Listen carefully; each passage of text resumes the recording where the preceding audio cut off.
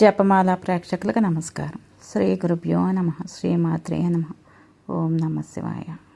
మనం ఈ భాగంలో శంఖచూడుడు చరిత్ర విందాము. అంటే తులసీదేవి ఉపాఖ్యానం. సూత మహాముని సౌనకాది మహర్షులతో అంటున్నాడు, తాపసోత్తములారా, నందీశ్వరుడు మార్కండేయుడికి తెలిపారు శంఖచూడుని చరిత్ర, మీరు వినండి అని చెప్పి ఇలాగా మొదలుపెట్టారు. కశ్యప మహర్షికి విప్రజిత్ అనే కుమారుడు ఉన్నాడు. అతనికి దంబుడు అనే కొడుకున్నాడు. విష్ణు భక్తి పరాయణుడు. సంతతి లేక బాధపడుతూ భద్రికావనానికి వెళ్ళి శ్రీమన్నారాయణ గురించి ఘోర తపస్సు చేస్తాడు. దంబుడి తపస్సు ఫలితంగా శ్రీహరి దంబుడికి ప్రత్యక్షమై, వత్స, నీ అభిమతం ఏంటో తెలుపు అని కోరుతాడు. శ్రీధర, నీ బలశౌర్య పరాక్రమాలు అమేయమైనవి. సర్వ విధములా నీకు నీలాగే ఉండే పుత్రుడు ఒకడు నాకు కావాలి అని అడుగుతాడు. శ్రీహరి దంబుడిని ప్రార్థనలకి ఆలకించి గోలోక వృత్తాంతం జపించి జ్ఞప్తికి తెచ్చుకొని తులసి అనే గోపికకు సుధాముడికి రాధాదేవి శాపం ఇచ్చింది. ఆ విషయం వల్ల స్మృతి వచ్చింది. సరే, తులసి గోలోక నివాసి శ్రీకృష్ణుడి పరిచారిక మీతో మిక్కిలి ఆనందంగా ఉండేవారు. ఆవిడ ప్రియురాలు. ఒక సమయంలోని తులసి కృష్ణుడు సుఖ పారవశ్యంగా ఉన్నారు. అది చూసి రాసమండలంలో రాసేశ్వరైన రాధాదేవి తులసిని చూసి, ఓసి, నీ ఈ సాహసకృత్యాలకు ఫలితంగా రాక్షస వంశాన్ని జన్మిస్తావు అని శపించింది. తులసి చింతాక్రాంతి అయింది. శ్రీకృష్ణుడు ఆమెను, నా అంశగా పుట్టిన వానికే నీకు భర్త అవుతాడు అని చెప్పి చెప్తారు. శ్రీ గోవిందుడు అంశను బట్టి పుట్టింది. సుధాముడు పుట్టాడు. తులసి అతడిని ప్రేమించింది.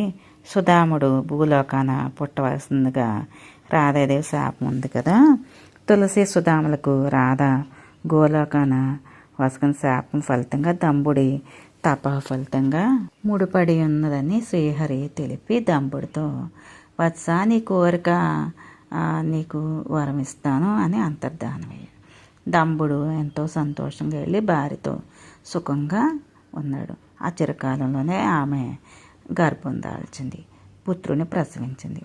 ఆ దంపతులు ఎంతో ఆనందంగా ఉన్నారు. పుత్రుడు ఉదయించాడు. దంబుడు వైభవంగా ఉత్సవాలవి చేశాడు. అశరీరవాణి దంబుడితో పోయి, నీ గర్భవాసాన ఉదయించిన బాలుడికి శంఖచూడుడు అని పేరు పెట్టు. అతడు ముల్లోకాలకు ఏలిక మేటి ధీరుడు కాగలడు అని చెప్తుంది. దంబుడు అది విని సంతోషంతో పొంగిపోయి, శంఖచూడుడు తల్లి తండ్రులు ఇద్దరు కూడా మురిసిపోయి ఆ శంఖచూడు పెరిగి పెద్దవాడి ఆటలాడుకుంటూ ఆనందంగా ఉంటాడు. ఆ బాలుని శుక్రాచార్యుడి వద్దకు తీసుకెళ్ళి విద్యను అభ్యసించడానికి దంబుడు వినియోగిస్తాడు. రాక్షస గురువు శంఖచూడుడి విద్యావంతుని గావించి, ఆ వరప్రసాదికి జననీ జనకులైనందుకు గాను మీరు పొందిన తపమునరించి వింధ్య పర్వతానికి వెళ్ళు అని చెప్తాడు. శంఖచూడుడు బ్రహ్మదేవుని గురించి అతి కఠోరంగా నియమిష్టలతో అన్నపానాలు వదిలి ఒంటికాల మీద నిలబడి 1000 సంవత్సరాలు తపమాచరిస్తాడు. శతానందుడు శంఖచూడునికి ప్రత్యక్షమై, ఏం కావాలి కోరుకో అని అంటాడు. తపస్వి పరమేష్టిగాంచి ఎంతో పరమానందం చెంది, ప్రభు యుద్ధరంగాన నా యుద్ధానికి ఎవ్వరూ కూడా తాడజాలకుండా ఉండాలి, దేవదానవులు అజేయుడై ఉండాలి, నేను వీర విహారం చేయడానికి ఎనలేని భోగాలతో తొలతూగుతూ ఉండాలి అని నన్ను అనుగ్రహించమని అడుగుతాడు. బ్రహ్మదేవుడు శంఖచూడుని కోరిక వలన వరం ప్రసాదించి, వత్స, నీవు భద్రకావనానికి వెళ్ళు. అక్కడ తాపస వేషంలో కఠిన తపశ్చర్యలు చేస్తూ ఉన్న ఒక కన్యామణి ఉంది. ఆమె పేరు తులసి. మిగిలి ఎంతో చక్కని రూపలావణ్యాలతో ఉంటుంది. తులలేనిదగటం వలన తులసి అని పేరు పొందింది. నీకు ఆ కన్య ఎంతో తగినది. నీవు ఆమెను వివాహం చేసుకో, నీ మనోభీప్తాలన్నీ కూడా నెరవేరుతాయి అని హితోపదేశం చేస్తాడు. శంఖచూడుడు బ్రహ్మదేవునికి నమస్కరించి సెలవు తీసుకొని భద్రకావనానికి చేరతాడు. తులసీదేవిని చూసి ఆమె అందచందాలకి అత్యంత విస్మయం చెందాడు. భువనైక నవమోహిని, ఎవరు నీవు? శిరీష కుసుమ ఎంతో మనోహరంగా కోమలంగా ఉంది, నీ నవలావణ్యంగా ఉన్నావు నువ్వు. నీ వంపులు సొంపులు అన్నీ కూడా చూడు, 2 కళ్ళు కూడా చాలట్లేదు. నీ సుకుమార దేహాన్ని కఠిన తపశ్చర్యలచే కృషింపచేస్తున్నావు. ఏ ప్రయోజనం సాధించడానికి నీవు తపస్సు వేషధారిని ఉన్నావు అని ప్రశ్నిస్తాడు. అందుకు తులసీదేవి శంఖచూడుని వంక చూసి దానవేంద్రుని నిరుపమాన రూప సంపదలోకి మురిసిపోయింది.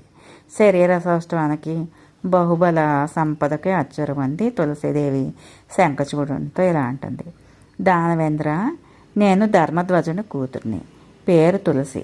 లోకైక వీరిని భువనైక నవమోహనాంగుని భార్యగా కావాలి అని చెప్పి నేను ముల్లోకాల యందు సాటి లేని మేటి పతివ్రత శిరోమణి వెలయాలి అని చెప్పి నేను కన్యప్రాయం నందే తపోనిష్టకు ఉపక్రమించాను అని చెప్పింది.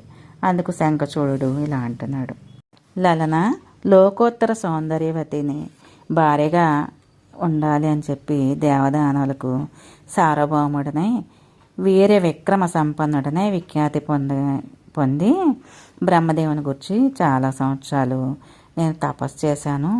నా తపస్సుకి మెచ్చి పరమేష్టి ప్రత్యక్షమై బదరికా వనంలోని నువ్వు ఉన్నావని చెప్పి నేను పెండ్లాడమని చెప్పి ఆదేశించాడు. బ్రహ్మ ఆనతిని శిరసాహించి నేను ఇక్కడికి వచ్చాను. మన వివాహము బ్రహ్మ నిర్ణయమే కాదు, బ్రహ్మ నిర్దేశం అవటం వల్ల నేను నిన్ను గాంధర్వీధిని పెళ్లి చేసుకుంటానికి అభిలాషగా ఉన్నాను అని శంఖచూడుడు పలుకుతాడు.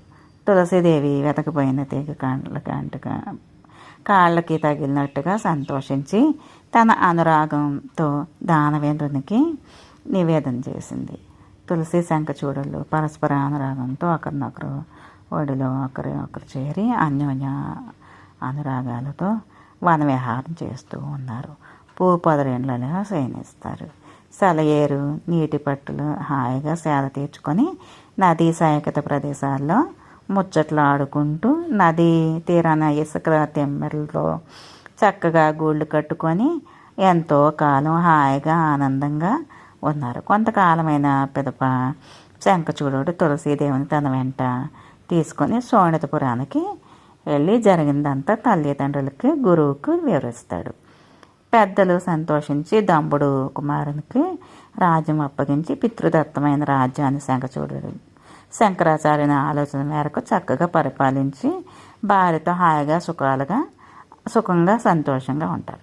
అలా కొంతకాలం గడిచిన తర్వాత ఒక సమయాన శుక్రాచార్యుడు శిష్యునితో వత్స, దేవతలకు మనకు ఎడతగిన వైర్యం ఉంది కదా, దేవతల శక్తి చేత మన పూర్వీకులను జయించారు, మనకి తీరని ఎగ్గులు ఉన్నాయి, దేవతల్ని నిగ్రహించి దెబ్బకు దెబ్బ తీసి సమర్థుడివి నీవు, వాటికి రాక్షస వంశాన్ని ఉదయించిన నీవు, నీ పేరు విన్నంతని సకల గీర్వాణ బృందాలకు గుండెలు అవసిపోవును కాబట్టి నీవు స్వర్గపట్టణానికి ఆక్రమించి ఇంద్రాదులను దిక్కు తోచక ఉండేటట్టుగా తరిమయ్యి పారద్రోలు నీ పాలన యుగంన స్వర్గలోకాన రాక్షసులు చేజిక్కించుకున్నారని ఘనత కీర్తి ఆర్జించు అని హితోపదేశాలు చెప్తారు.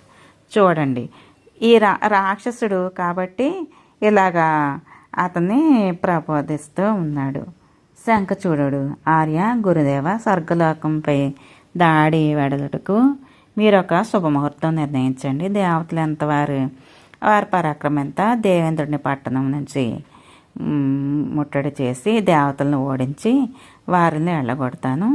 స్వర్గ మధ్య పాతాళ లోకాల యందు మన విజయము పతాకం ప్రతిష్ఠించి చేసి మన ఏలుబడి కిందకి తీసుకొస్తాను. ఇప్పుడు దాడి చేయమందువా, ఇంకో క్షణమాగి దాడి చేయమందువా అని అడుగుతారు. రేపు సూర్యోదయాన మన రాక్షస సైన్యాలతో స్వర్గపట్టణాన ముట్టడించండి అని చెప్పి శుక్రాచార్యుడు దానవ సార్వభౌముడితో చెప్తాడు. శంఖచూడుడు అమరావతిపై దండయాత్ర చేసి బ్రహ్మదేవుడు బయలుదేరి ఆ విషయం అంతా చార్లకు వలన సురేంద్రుడికి తెలియజేస్తాడు. దేవనాయకుడు షణ్ముఖునకు వర్తమానం పంపుతాడు. రాక్షస బలాలను ఎదుర్కొని దేవతల సైన్యం వెంటబెట్టుకొని కుమారస్వామి అమరావతికి వెళ్తాడు.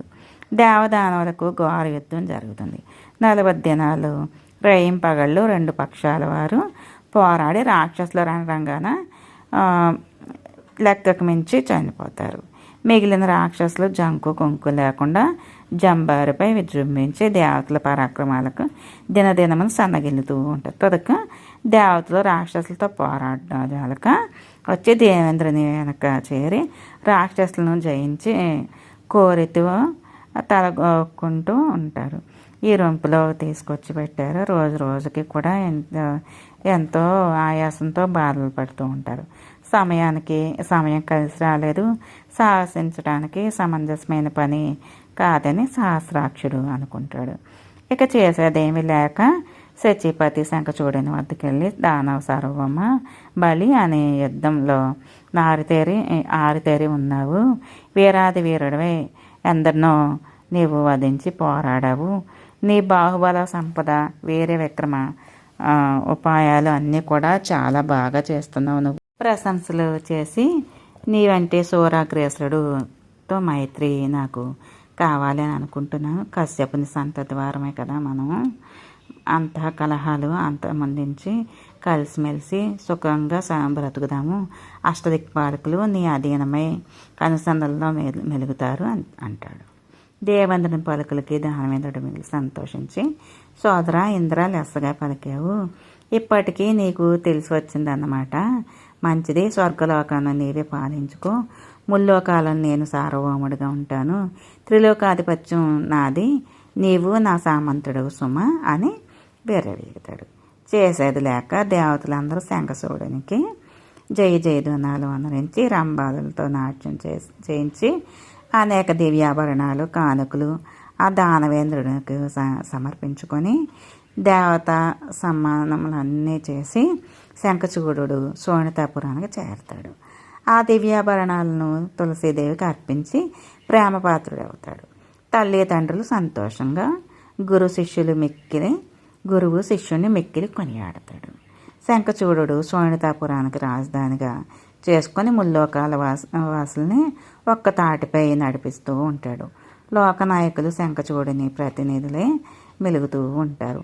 మునీశ్వర్లు మాత్రం యజ్ఞయాగాలు అందు ఆవిర్భావంను ఇంద్రునికి వసులుతూ ఉన్నారు.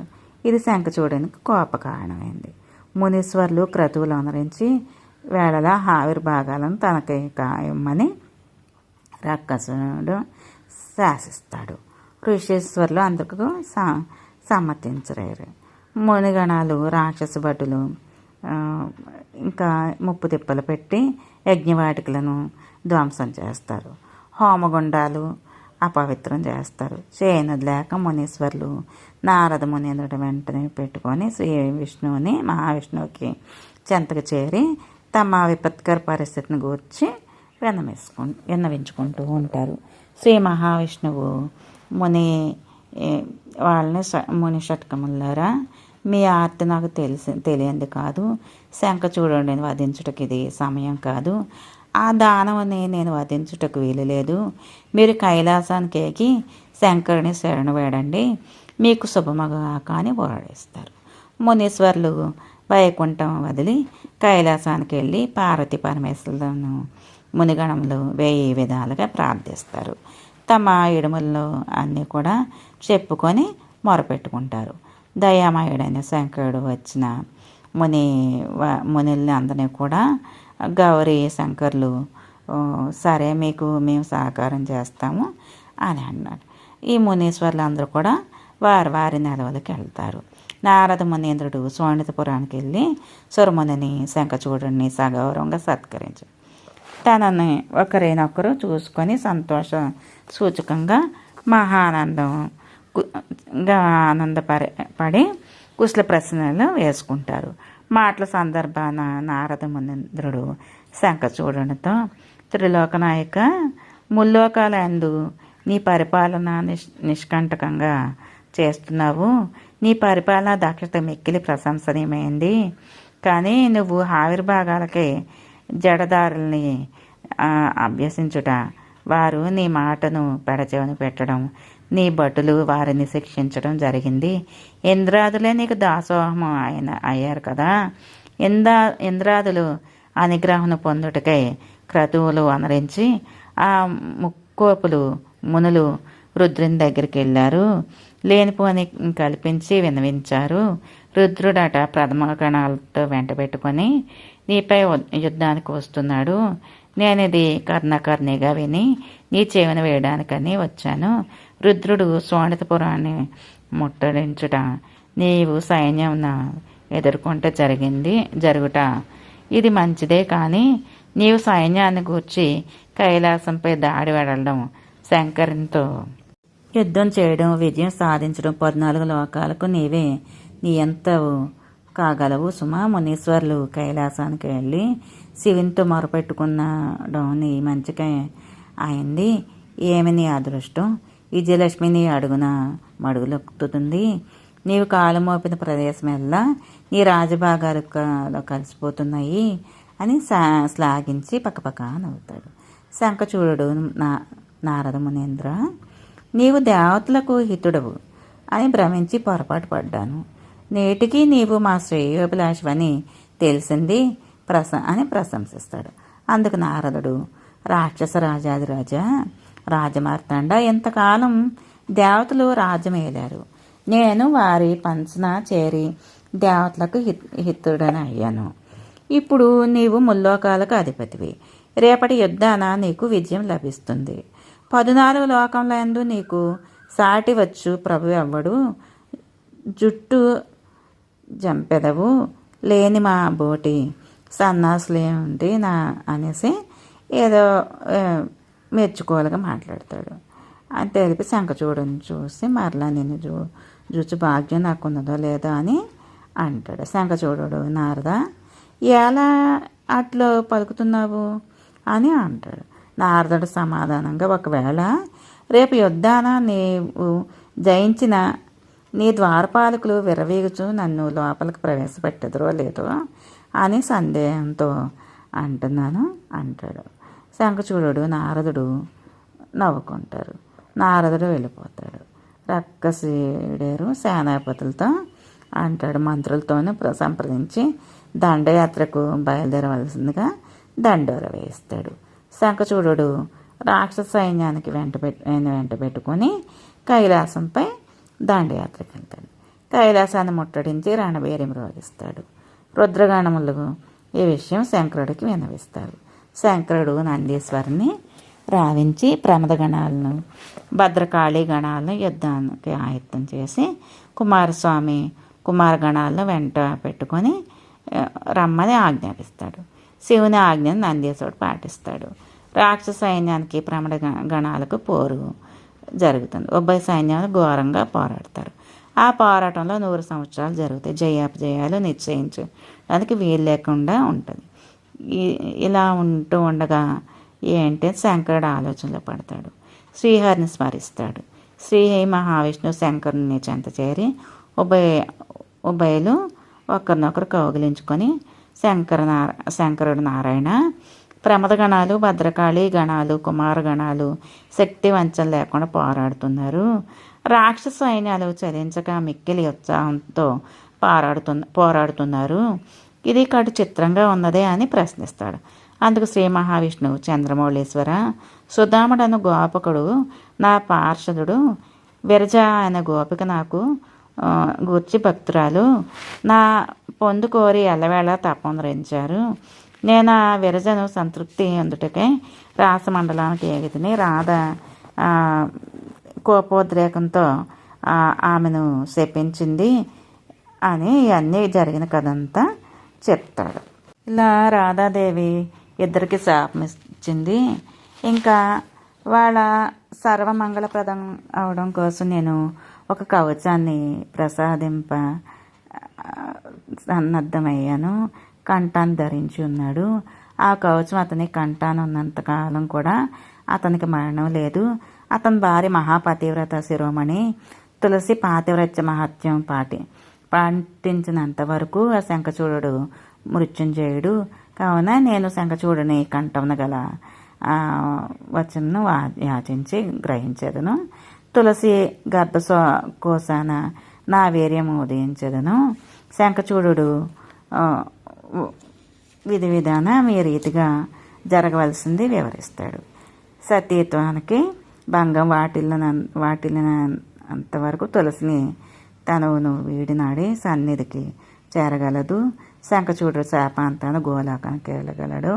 రాధా శాపసేన సుధాముడే రాక్షస కులంన శంఖచూడుడే జన్మించాడు. శ్రీహరి శంకరునితో తెలియజేస్తాడు. కావున శంకర, నీవు శంఖచూడునితో యుద్ధము వనరించు. సమయం ఎరిగి త్రిశూలంను ప్రయోగించిన యుద్ధము ముగియగలదు అని విష్ణువు చెప్తాడు. శంఖచూడునికి యుద్ధం జరుగుతుంది. ఇరువురు ఒకరిపై ఒకరు శరవర్షాలు దివ్యాస్త్రాలు ప్రయోగించుకొని ఒకరినొకరు తీసిపోకుండా ఇద్దరు కూడా యుద్ధాలు చేస్తూ పోరాడుతూ ఉంటారు. ఇంతలో ఒక ముసలి బ్రాహ్మణుడు రణరంగాన ఉన్న శంఖచూడుని వద్ద గర్దించి, దానవ సార్వభౌమ ధార్మిక చక్రవర్తి, నిన్నొకటి యాచించదును అని చెప్పి అంటాడు. శంఖచూడు విప్రోత్తమ, అవశ్యము నీవు అడిగిన దానిని ఇచ్చేదను, నీకేం కావాలని అడుగుతాడు. ఆ భూసురుడు, రాజేంద్ర, నీ కంఠాను అలంకరించిన కవచాన్ని నాకు ప్రసాదించు అంటాడు. నిస్సంకోచంగా శంఖచూడు ఆ కవచాన్ని తీసి బ్రాహ్మణుడికి ఇస్తాడు. ఆ వృద్ధ బ్రాహ్మణుడు రూపం దాల్చి శ్రీమన్నారాయణుడు సపరివారంతో శంఖచూడుని రూపం దాల్చి శోణితపురానికి వెళ్ళి రాజగృహాన ప్రవేశించి ప్రాణనాథుడు అని అనుకొని తులసీదేవి కాళ్ళు కడిగి కళ్ళకు అద్దుకొని సకల ఉపచారాలు చేస్తుంది. శంఖచూడు దేవి 100 సంవత్సరాలకు కంటిపై రెప్ప వాల్చకుండా యుద్ధం చేశాను. జయాపజయాలు సూచనలే స్ఫురించట్లేదు. చాలా కాలమైంది నిన్ను ఒకసారి చూసి వెళ్దామని, నీ ప్రణయాపేక్షను పరిగ్రహించి ఆనందించి వెళ్దామని వచ్చాను అని నమ్మకంగా మాట్లాడతాడు. బహుకాలం సమావేశం కలిగిన పరమానందంతో ఒకరినొకరు కౌగిలించుకుంటారు. తులసి శంఖచూడులు ఏకశయ్య గతులే సుఖ పారవస్యాలే పొంది శివుడు ఆ రహస్యం ఎరిగి శంఖచూడునిపై త్రిశూలాన్ని ప్రయోగిస్తాడు. శివకేశవులు తప్ప ఇతరులు తేరిపారా చూడజాలని దివ్య తేజం కోటి సూర్యులో ఒకటైనట్టు గుమిగూడినట్టుగా అగ్నిజ్వాలలు కక్కుతూ ఫెళఫెళమని దిక్కులు పిక్కటిలేలాగా అటుల భయంకరమైన నినాదాలతో ఆనరించి శంఖచూడు చెంత చేరారు. శంఖచూడు విల్లంబులు రథంపై పడేసి చేతులు జోడించి కన్నులు మూసుకొని శ్రీకృష్ణ పదారవిందాలను ధ్యానించుతూ త్రిశూలాన్ని శంఖచూడుతో సహా రథాన భస్మం పవరిస్తాడు. శంఖచూడు గోపకుమారుని వేషం దాల్చి మురళీ మనోహర్ రూపాన దివ్యాభరణాల అలంకృతుడే దేవ విమానం ఎక్కి గోలోకానికి వెళ్ళి రాధాకృష్ణులకు నమస్కరిస్తాడు. రాక్షసుల రసతలానికి పరిగెత్తి దాక్కొని శంఖచూడుని వృత్తాంతం శోణితాపురానికి వెళ్ళి తెలుపుతారు. శంఖచూడు రూపంన శ్రీహరి తులసీదేవితో సుఖక్రీడలో ఆనందంతో ఉన్న దినాన మైమర్చి నిద్రిస్తాడు.